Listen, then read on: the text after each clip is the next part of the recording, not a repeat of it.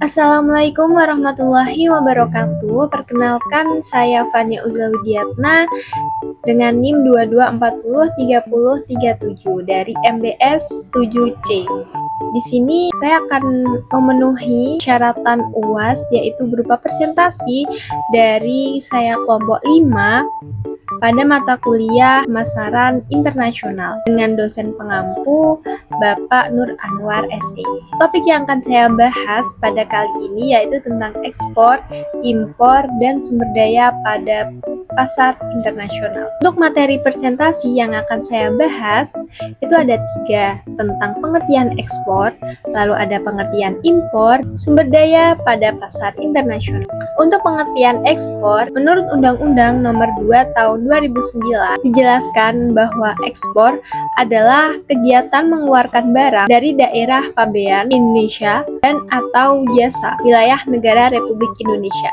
Atau dalam bahasa yang lebih singkat, ekspor adalah menjual barang dari dalam negeri ke luar negeri.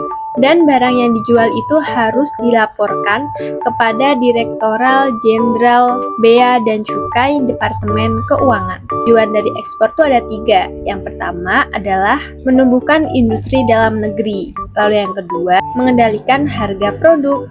Dan yang ketiga, menambah devisa negara. Menumbuhkan industri dalam negeri. Jadi ketika permintaan dari ekspor terus meningkat, maka dapat mendorong pertumbuhan dari industri baru di dalam negeri. Hal ini membuat iklim usaha menjadi lebih sehat di dalam negeri sendiri. Yang kedua adalah mengendalikan harga produk. Ketika harga yang ditawarkan di dalam negeri dan di luar negeri pasti berbeda. Dan hal ini bisa dikendalikan oleh yang mengekspor sendiri, sehingga akan lebih banyak keuntungan, dan juga ekspor menjadi salah satu pintu agar nilai yang dijual ke luar negeri itu bisa terus berharga jika dibandingkan ketika ada di dalam negeri. Yang ketiga adalah menambah devisa negara. Aktivitas ekspor pastinya akan memberikan dampak positif terhadap negara dan juga perkembangan perekonomian di dalam negeri.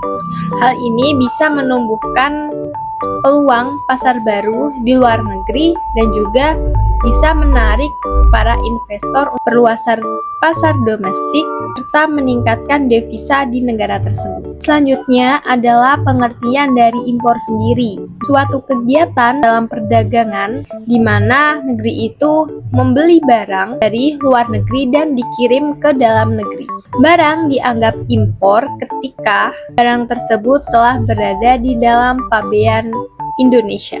Pembagian komoditi dari impor terdiri dari 4, yaitu pertama, bahan baku, yang kedua ada barang-barang konsumsi, yang ketiga ada barang permainan anak-anak, dan yang keempat adalah minyak bumi dan mineral. Selanjutnya kita akan membahas tentang sumber daya pemasaran internasional. Sumber daya pemasaran internasional merupakan komponen penting yang menopang daya saing perusahaan di pasar global. Pemasaran internasional itu tidak hanya memerlukan keberanian, tapi juga perlu yang namanya kesiapan dalam mengelola sumber daya secara keseluruhan. Sementara itu, aspek-aspek dari sumber daya pemasaran internasional ada 5. Yang pertama adalah sumber daya manusia. Sumber daya manusia bisa yang pertama masih memahami bahasa, budaya, maupun perilaku konsumen di negara tersebut. Lalu yang kedua, ada sumber daya finansial,